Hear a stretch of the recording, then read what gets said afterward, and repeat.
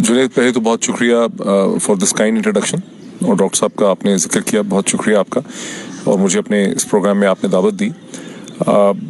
मेरे वालिद जब श्रीनगर से आए थे, बहुत जवान थे उस वक़्त, उन्होंने मेरा ख्याल है वहाँ पे FSC की भी थी, श्री प्रताप सिंह कॉलेज से, SP कॉलेज श्रीनगर से, और यहाँ आकर पहले उनको कश्मीरी कोटे पे किंग एडवर्ड्स मेडिकल कॉलेज में सीट मिली, लेकिन उनके पास कोई पैसे नहीं थे, वो बहुत गरीब थे, तो उनको और लाहौर में कोई जॉब्स नहीं थी। लाहौर उस वक्त कोई इतना बड़ा इंडस्ट्रियल शहर नहीं था, उसकी 6-7 लाख की आबादी थी। वहाँ पर ऐसा मुमकिन नहीं था कि आप मेडिकल स्टूडेंट भी हों और आप रात को शाम को काम भी कर सकें और अपने लिए कुछ मजदूरी कर सकें या रह सकें। तो उनको किंग एडवर्ड्स मेडिकल कॉलेज छोड़ना पड़ा, जो उनको आज़ाद कश्मीर उस वक्त बन गया था, उसकी सीट पर ही मिली थी सीट। और फिर उन्होंने गॉर्डन कॉलेज रावलपिंडी से अपना BSc किया, आई थिंक बॉटनी ज़ूलॉजी वगैरह में, और उसके बाद उनको लोगों ने मशवरा दिया कि आप कराची चले जाएं, और उन्होंने डॉ मेडिकल कॉलेज में वहाँ किया, और वहाँ वो 7 मेडिकल कॉलेज में दिन में पढ़ते थे और रात को वो मेरे ख्याल है किसी केमिस्ट्री की लैब में या बायोकेमिस्ट्री की लैब में काम करते थे। उन्होंने रेडियो पे भी काम किया? जी, रेडियो पे भी उन्होंने काम किया। रेडियो पाकिस्तान भी कराची में ही उस वक्त था, क्योंकि कराची दारुल खलाफा था, तो रेडियो पाकिस्तान में वो कश्मीरी और इंग्लिश ब्रॉडकास्टिंग करते रहे, और यूँ उन्होंने अपनी मेडिकल एजुकेशन जो है कंप्लीट की, और उसके बाद फिर उन्होंने फ़ौज ज्वाइन कर ली, फिर गिलगित में सर्व किया उन्होंने, बल्तिस्तान के एरिया में हुंजा में सर्व किया उन्होंने।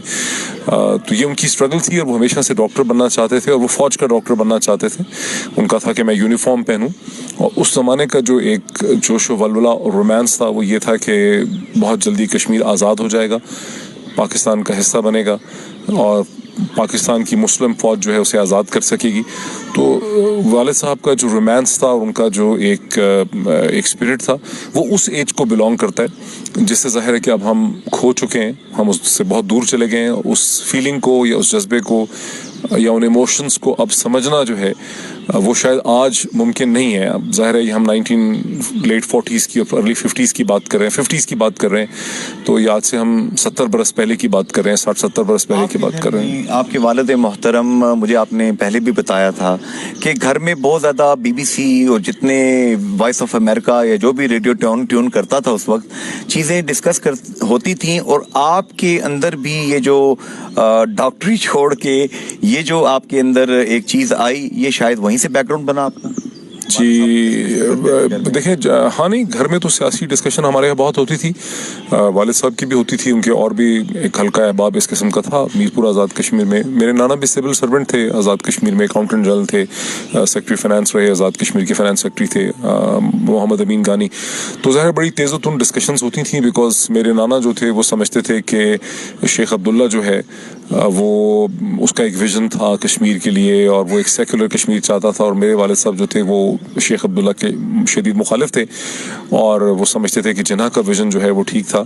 और फिर वक्त ऐसा आया बाय लेट 80s कि मेरे नाना ने भी मतलब पहले बड़ी तेज़ोतुन डिस्कशंस होती थी इस हवाले से, लेकिन फिर मेरे जो ग्रैंड फादर थे उन्होंने अपनी ज़िंदगी में ये तस्लीम किया कि शेख अब्दुल्ला ने कश्मीरियों को बेचा, अपनी प्रॉस्पेरिटी के लिए अब्दुल्ला ख़ानदान ने कश्मीरियों को सौदा किया, और दर हकीकत शेख अब्दुल्ला एक इगोइस्टिक थे, और असल विज़न जो था और असल जो अंडरस्टैंडिंग थी तारीख़ की वो मोहम्मद अली जिन्ना ही की थी। तो मेरे फादर का हमेशा विज़न ये था कि कश्मीर की हिंदुस्तान में कोई जगह नहीं है, और वो एक कंट्रोल्ड डोमिनेटेड जगह थी जहाँ पर। और आतिश चिनार में शेख अब्दुल्ला ने ये चीज़ लिखी कि वो बाबा सही कहता था, मिस्टर जिन्ना वाज राइट, मैं गलत था। मैंने आतिश चिनार बहुत ज़्यादा गौर से नहीं पढ़ी, मैंने थोड़ी सी देखी, मुझे ऐसा लगा जैसे आतिश चिनार को भी अगर आप एक पढ़ें तो आपको एक चीज़ समझ आती है कि शेख अब्दुल्ला एक प्रोविंशियल, पैरोकियल, एक लोकलाइज कैरेक्टर थे। बिकॉज ज़ाहिर है आप कि अगर सारी ज़िंदगी ज़्यादा से ज़्यादा लाहौर तक आई हो, श्रीनगर से आप वहाँ तक आए हों, और फिर आपको कांग्रेस ने और पंडित नेहरू ने बहुत पैम्पर करके ये एहसास दिलाया हो, ठीक है वो हाफिज़ कुरान थे, उनका कद बहुत था, शक्ल सूरत अच्छी थी, आवाज़ बहुत अच्छी थी, लेकिन वो मोहम्मद अली जिन्ना के मुकाबले में या मुस्लिम लीग हिंदुस्तान जो थी उसके मुकाबले में तो शेख अब्दुल्ला एक पैरोकियल कैरेक्टर थे ना। जैसे कोई अगर कोई बल्तिस्तान में लीडर होगा या कोई बलूचिस्तान में लीडर होगा या कोई शहर कराची के अंदर, कराची तो फिर बहुत बड़ी दुनिया है, ज़ाहिर है ये एक पहाड़ी वैली के अंदर एक लिमिटेड सोच का लीडर था जिसको ये एहसास दिलाया गया, और उसने ख़ुद भी अपने आप को ये समझना शुरू कर दिया कि मैं कोई तारीख़ का बहुत बड़ा कैरेक्टर हूँ और मैं एक बहुत इंटेलिजेंट आदमी हूँ, मेरा एक बड़ा विजन है कश्मीरियत के हवाले से, इस्लाम के हवाले से, इस्लामी तारीख़ के हवाले से। हालांकि उसके कोई विजन تھا نہیں, وہ ایک لمیٹڈ کیریکٹر تھا. ایک یہاں پہ سوال ہے سر, آپ کا وقت بہت قیمتی ہے, آپ کی کافی ساری میٹنگز کیوں ہیں, پروگرام میں بھی آپ نے جانا ہے اپنے. آپ نے 3 سال پہلے مجھے, اس وقت آپ دنیا ٹی وی پہ تھے, اپنے اسٹوڈیو میں آپ نے بلایا تھا, میں نے وہاں آپ کا انٹرویو کیا تھا, اور اسی دن میں نے سردار خالد ابراہیم خان مرحوم کا انٹرویو بھی کیا تھا. اور سوال دونوں سے میں نے ایک ہی کیا تھا کہ گلگت بلتستان کو اس وقت صوبہ بنانے کی بات کی جا رہی تھی, اور آپ نے مجھے یہ خبر بریک کی تھی کہ چائنا کی طرف سے شاید کوئی پریشر ہو سکتا ہے کہ ہم اتنی بڑی انویسٹمنٹ پاکستان میں $60 ارب کی, $70 ارب کی لا رہے ہیں, تو اس کو ایک لیگل سٹیٹس دینے کے لیے یہ کام کیا جائے. اب 3 سال بعد دوبارہ ہم وہیں کھڑے ہیں, دوبارہ تینوں پارٹیاں گئی ہیں جی بی کے الیکشن میں, تینوں نے جا کے کہا جی ہم اس کو صوبہ بنائیں گی.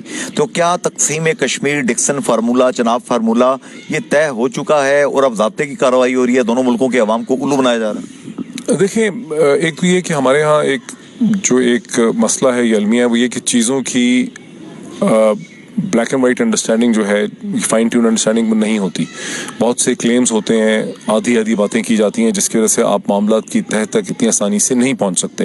سو ہم اندازے لگاتے ہیں کہ کیا ہو رہا ہے. اب وہ بھی ایک اندازہ تھا کہ ہم, چونکہ سی پیک کا جو روٹ ہے وہ گلگت بلتستان سے گزرتا ہے, تو غالباً ایک چائنیز ریکوائرمنٹ ہے, پریشر ہے, اور خاص کر کے چونکہ ہندوستان مسلسل ٹارگٹ کرتا ہے سی پیک کو اور اس میں انٹرنیشنل انویسٹمنٹ کو, وہ یونائٹڈ نیشن میں یا مالیاتی اداروں میں یہ کہتا ہے کہ یہ ایک ڈسپیوٹڈ ٹیریٹری ہے جہاں سے سی پیک گزر رہا ہے. تو اس ریکوائرمنٹ کو پورا کرنے کے لیے اسے ایک آٹونومس اسٹیٹس الگ فرام جموں اینڈ کشمیر دینے کی کوشش کی, تو کئی سال سے بات چل رہی تھی کہ اس کو دی جا رہی ہے.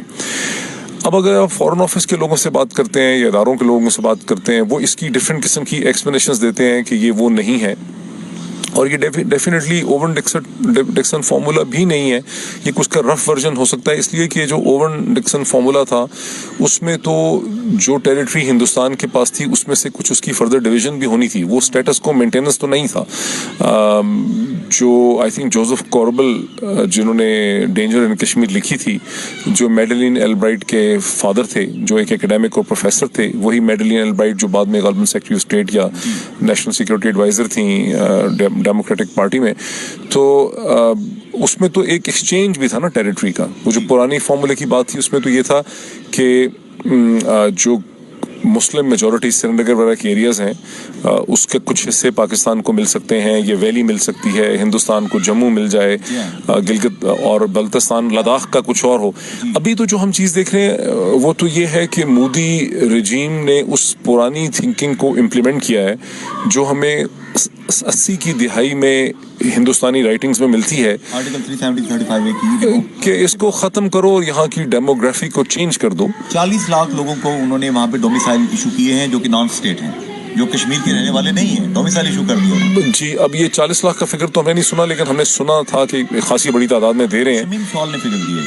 ہاں, ایگزیکٹ فگر میں نے دیکھا نہیں ہے, لیکن اتنا پتا ہے کہ لاکھوں لوگوں کو ڈومیسائل دیے جا رہے ہیں, اور ڈومیسائل کے لاز کو اس طرح سے بنا دیا گیا ہے کہ ہندوستان کی فوج یا انتظامیہ یا بیوروکریسی کے وہ چھوٹے موٹے افسر جنہوں نے کچھ برس وہاں سرو کیا ہے, کسی کی وہاں پیدائش ہوئی ہے, ان کو وہاں پر آپ ریزیڈنٹ اسٹیٹس یا سٹیزن شپ دے سکتے ہیں. تو در حقیقت جو پلان تھا 80s میں ہندوستانی اکیڈمک سے لکھتے رہے ہیں کہ یہ بھی ایک پلان ہے کہ بھئی یہ ممکن ہو سکتا ہے کہ آپ یہاں کی ڈیموگرافی کو اور یہاں کی جو ریلیجس کمپلیکشن ہے پاپولیشن کا اس کو الٹر کر دیں, چینج کر دیں. اور جیسے ویلی میں تو 90% سے 95, 97, 98% مسلم ہے, تو اگر آپ اس کو کم کر کے 60% پہ لے آتے ہیں یا 50, 40, 50, 45 اس طرح سے کر دیتے ہیں, تو پھر ظاہر ہے کہ وہ ایسپریشن ہی نہیں ہے, یہ ڈیمانڈ ہی نہیں, پریکٹیکل ریالٹی کو چینج کر دیں. لیکن اس وقت انڈین اکیڈمکس کا لکھنا یہ تھا کہ یہ اس لیے ممکن نہیں ہے بیکاز کیونکہ اکراس دا بارڈر پاکستان ہے, اور ظاہر ہے کہ پاکستان اس پہ ریئیکٹ کرے گا. اور اب ایسا ہے کہ مجھے لگتا ہے کہ گزشتہ 20-25 برس میں, خاص کر کے گزشتہ 10 برس میں جو پولیٹکس ہوئی ہے جنرل مشرف کے جانے کے بعد سے, جب اس وقت انہوں نے انڈیا کو انگیج کیا ہوا تھا, جب PPP کی گورنمنٹ آئی اور پھر PMLN کی گورنمنٹ آئی, تو پاکستان کی فورن پالیسی خاصی کمزور ہو گئی. اور جو ممبئی کا دہشت گردی ہے جو کلیئر نہیں ہے کہ کس نے کی, بیکاز ہمارے یہاں ایک تاثر ہے کہ شاید وہ ایک فالس فلیگ آپریشن تھا, انڈینز کہتے ہیں کہ ہم لوگوں نے کیا, ہم نے کروایا, لیکن جس طرح سے وہ جو ممبئی کا جو دہشت گردی تھی اس نے ہندوستان کو, اگر ہم تناظر میں دیکھیں اس کو پیچھے मुड़ के देखें, हाइंडसाइट में देखें, तो पाकिस्तान को तो उससे कुछ भी नहीं मिला. पाकिस्तान को तो उससे स्ट्रेटेजिक नुकसान हुआ, उस पर प्रेशर पड़ा, उसकी बदनामी हुई. ये फैटफ में जो आपको इस वक्त घसीटा गया, ये सब यानी अगर हम इसको फाइन ट्यून इंटरनेशनल अफेयर्स के लेंस से देखें तो मुंबई एक ऐसी दहशतगर्दी थी जिसने हिंदुस्तान के आर्गुमेंट और नैरेटिव को बहुत ज़्यादा स्ट्रेंथन किया, और पाकिस्तान का जो पोजीशन थी साउथ एशिया में ये ग्लोबली, उसको बड़ा वीक किया. यहाँ ये क्वेश्चन है जो उससे फिर कश्मीर के कॉज को बहुत नुकसान पहुंचा. लेकिन जो लोग इंटरनेशनल रिलेशंस को नहीं समझते हैं, और हमारे यहाँ बहुत ज़्यादा लोग चूंकि मीडिया में इसको नहीं समझते हैं और उनका भी एक बड़ा लोकलाइज किस्म का व्यू है, वो इसको सिर्फ लोगों के मरने के चक्कर में देखते हैं कि ये कैसे हो सकता है कि मुंबई में 160 लोगों की डेथ हो जाए, कोई रियासत ऐसे भला कैसे कर सकती है. हाँ, खैर उस पर तो मुझे नहीं पता ठीक तरह से कि क्या हुआ, लेकिन रियासतें अपने नैरेटिव को सीधा करने के लिए और अपने स्ट्रेटेजिक इंटरेस्ट में बहुत बहुत अजीब हरकतें कर सकती हैं. यहाँ बड़ा एक क्वेश्चन अजीब सा सर जी, यूरोपियन डिसेंट लैब 116 मुल्कों में हिंदुस्तान 750 से जायद फेक आईडीज के जरिए, फेक लोगों के जरिए, मरे हुए प्रोफेसर्स के जरिए उनको ऑपरेट कर रहा है, और कई बिलियन डॉलर्स की इन्वेस्टमेंट करके पाकिस्तान को ग्रे लिस्ट से ब्लैक लिस्ट में ले जाने की ट्राई मार रहा था. वो तो अल्लाह भला करे, वो जो ब्रसल में भाई साहब बैठे हैं, निकोलस के क्या नाम है उनका, जो भी हैं, उन्होंने कहा हुजूर ये काम कर रहा है इंडिया.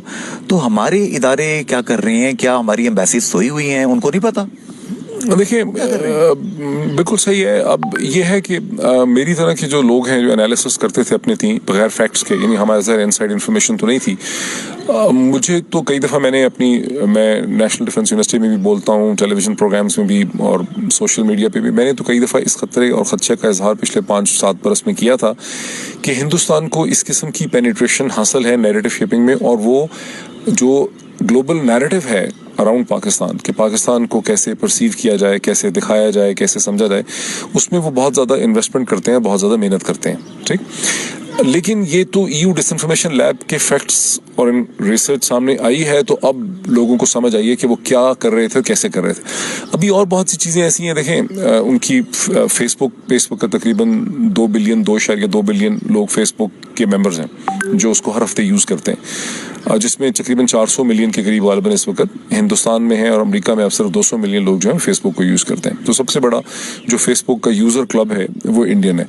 इसी तरह जी मैं एक जो थोड़ा सा एक्सप्लेन कर, मकबूल भट्ट की फोटो लगाएं तो हमारा अकाउंट भी बैन करवा दें. जी बिल्कुल, मैं वही बताना चाह रहा हूँ कि फेसबुक हो या ट्विटर हो या इंस्टाग्राम हो या जो भी इस किस्म के इस वक्त ग्लोबल प्लेटफॉर्म्स हो या गूगल के ऊपर, तो वहाँ पर जो हिंदुस्तानी इस्टेब्लिशमेंट है और उनकी जो पेनिट्रेशन है वो बड़ी डीप है. बिकॉज पढ़े लिखे, एक तो उनका वो ज़ाहिर है सबसे बड़ी मार्केट है इस वक्त इन सोशल प्लेटफॉर्म्स की, फिर चूँकि वहाँ से इंग्लिश स्पीकिंग तादाद में इंटेलिजेंसिया बहुत बड़ी तादाद में है, तो उनकी बड़ी डीप पेनिट्रेशन है UK के अंदर, US के अंदर, वहाँ के इदारों के अंदर, वहाँ के सिस्टम के अंदर, और इसी तरह जो सेकंड टियर या थर्ड टियर मैनेजमेंट है फेसबुक की, गूगल का तो खैर CEO भी अभी भी शायद मेरा ख्याल इंडियन है. फेसबुक की भी जो सेकंड टियर मैनेजमेंट है उसमें बहुत बड़ी तादाद में हिंदुस्तानी नजाद लोग जो हैं वो काम करते होंगे. जी वो भी एक इंडियन ओरिजिन है. ठीक है, तो इसकी वजह से ये है कि जहाँ से ग्लोबल नैरेटिव शेप होता है और पाकिस्तान को कैसे देखना है, कश्मीर के कॉज को कैसे देखना है, वो सब चीज़ों पे उनको बहुत कंट्रोल हासिल है. तो इसी वजह से अगर आप फेसबुक पे ये बहुत शदीद. आखिरी बात मैं आपसे लूँगा, डॉक्टर GM पीरजादा मरहूम, मुझे ये कहते हुए किसी भी किस्म की आपके सामने शर्मिंदगी भी नहीं हो रही और ना ही मुझे कोई डर लग रहा है कि आज भी आपके वालिद मोहतरम, उनका एहतराम लोग आपसे कई गुना ज़्यादा करते हैं, उनसे बहुत प्यार करते हैं. मीरपुर के लोग, वो लोग जो कि 3 नस्लें, उन लोगों को जो बरतानिया बैठे हैं, मीरपुर बैठे हैं, अमेरिका बैठे हैं, पता नहीं कहाँ बैठे हैं और अपने वतन की आज़ादी चाहते हैं. आपके अब्बा भी उनको कहते थे होगा यार, आज़ाद हो जाएगा. कोई हरफ तसल्ली अगर देना चाहें तो प्लीज़. नहीं, पहली तो बात है कि अल्लाह का बहुत शुक्र है, डॉक्टर पीरजादा साहब ने लोगों की, इंसानों की बहुत ही सच्चे दिल से, बहुत सिंसेरिटी से उन्होंने खिदमत की. वो एक मालिज थे और वो अपने कॉज से, अपने प्रोफेशन से वो बहुत सिंसेयर थे और अपने वतन से भी सिंसेयर थे. अब जहाँ तक इसका ताल्लुक है, देखिए अब कश्मीर की इस वक्त जो सूरत हाल है, पुरुमीद रहता है. हाँ नहीं, पुरुमीद तो रहने की ज़रूरत है. अब इस पर मेहनत भी करने की ज़रूरत है. जिस तरह से हिंदुस्तान ने अपने कार्ड खेले हैं اور جس طرح سے پاکستان کی حکومتوں نے اپنی فورن پالیسی اہداف پہ گزشتہ 10 برس میں 2008 سے لے کے 2018 تک کمپرومائز کیا ہے، اس صورتحال کو سمجھے بغیر ہم آگے نہیں ترقی کر سکتے. ہمیں سمجھنا پڑے گا کہ ہمیں Pakistani military establishment political parties ان کے کسی پرائرٹی کی لسٹ میں کہیں کشمیر لائی کرتا ہے اس وقت؟ نہیں ڈیفینیٹلی لائے تو کرتا ہے. پاکستان فورن آفس کے لیے، پاکستان کے ملٹری اداروں کے لیے یہ انڈرسٹینڈنگ بڑی کلیئر ہے کہ آپ کشمیر کوز کو سرنڈر نہیں کر سکتے، لیکن صرف ڈٹرمنیشن اور عزم جو ہے وہ سفیشینٹ نہیں ہے، پورا نہیں ہے، کیونکہ آپ کو انٹیلیجنٹ اور حکمت عملی بھی اڈاپٹ کرنی ہوگی. اور ابھی تو یہ لگ رہا ہے کہ جو گزشتہ 30 برس کی حکمت عملی رہی ہے 1980-90 کی دہائی سے، وہ انڈیا نے اس کو مینور کر دیا ہے. تو اب ہمیں سوچنے کی ضرورت ہے کہ ہندوستان کی جو حکمت عملی ہے اس کا راستہ روکنے کے لیے ہمیں کیا کرنا ہوگا. یہ خاصا بڑا سبجیکٹ، کچھ کرنا ہوگا ڈیفینیٹلی. کاز تو بہت امپورٹنٹ ہے ہمارے لیے. اللہ کرے آزاد کشمیر میں جتنے صدر ہیں، وزیر اعظم ہیں، جو بھی لوگ ہیں آپ کے ساتھ ہمیشہ ہیلو رہتی ہے. آج کل مسعود خان صاحب ہیں، ویسے تو سیاست سے ان کا کوئی دور پار کا تعلق نہیں ہے. ان کو جب صدر بنایا گیا نامینیٹ کر کے، اگلے دن ان کو وہاں کا وہ شناختی کارڈ اگلے دن بنا تھا. ان کا کوئی تعلق نہیں کشمیر کے ساتھ اس کے علاوہ. تو چلیں بن کے صدر، جو چاہے آپ کا حسن کرشمہ ساز کرے. وزیر اعظم صاحب جو ہیں آزاد کشمیر سے ہی تو شناختی کارڈ کیسے؟ دراصل جو پاکستان میں نا شناختی کارڈ بنا نہیں تھا. وہ ہیں تو راولہ کوٹ سے، ان کا پتہ ہے وہاں کا شو نہیں تھا. اچھا یہ مجھے نہیں پتا، لیکن ہیں تو اوریجنلی وہیں کے. میں بتا رہا ہوں، لیکن ان کا سیاست سے کوئی تعلق نہیں ہے. سیاست سے نہیں ہے ان کا. ہاں ظاہر ہے بڑے کیریئر اچھے ڈپلومیٹ ہیں، پاکستان کے ایمبیسڈر رہے ہیں چین میں، اور پاکستان کے پرماننٹ ریپ رہے ہیں یونائٹڈ نیشن. بہت ہی ہے ان کا نا. کوئی سنا ہے کہ انہوں نے بھی چائنیز کو بڑا اس بارے میں قائل کیا کہ سی پیک اچھی چیز ہے، لے کے آؤ پاکستان. نہیں، وہ سی پیک کے بارے میں بڑے آپٹیمسٹک ہیں، وہ بڑے اسٹرانگلی بلیو کرتے ہیں، اور وہ چاہتے ہیں کہ سی پیک کا روٹ جو ہے، جیسے ٹیٹرا ایم ہے، منگلا، ہاں وہ چاہتے ہیں کہ اس پہ عمل ہو. اس حد تک تو مجھے پتا ہے، لیکن مطلب ظاہر ہے وہ بڑے انٹیلیجنٹ آدمی ہیں. کہ یہ ٹرپل ایم والا انہوں نے کاٹ دیا ہے، وہ نہیں ڈالا عمران خان صاحب نے. نہیں، عمران خان کا اس میں رول نہیں ہے. دیکھیں 2016 میں پاکستان نے ٹرپل ایم جو ہے اس کو دسمبر میں نہیں پاکستان نے اپروو کر کے اس کو چائنیز کے سامنے رکھا تھا. اور سی پیک کے حوالے سے جو دسمبر 2016 میں میٹنگ ہوئی، اس میں چائنیز نے ٹرپل ایم پہ ایگری نہیں کیا. یہ اس کی اصل حقیقت ہے. اس کی وجہ ہے کہ ہم نے اکتوبر میں ہم نے ایڈیشن نکالا تھا اسپیشل سی پیک پہ. تو ہم نے اس میں بہت ریسرچ کی گلوبل ویل اسپیس میں. جی ایک میگزین کے لیے ہم نے ریسرچ کی تھی، گلوبل ویل اسپیس. تو ہم نے اس وقت یہ پتا کیا، تو یہ چائنیز نے اس سے ایگری نہیں کیا تھا. اب ضرورت اس چیز کی، وہ نہ نواز شریف صاحب نے اس کو نکالا یا ڈالا، نہ اس کو عمران خان نے نکالا. ضرورت اس چیز کی ہے کہ پاکستان چائنیز کو کنونس کرے کہ ٹرپل ایم جو ہے یا ٹیٹرا ایم جو ہے اس پہ انویسٹمنٹ ہونی چاہیے. غالباً چائنیز اس میں اسی وجہ سے ڈرتے ہوں گے، ان کے ذہن میں ہے کہ یہ آزاد کشمیر ہے، ڈسپیوٹڈ ہے.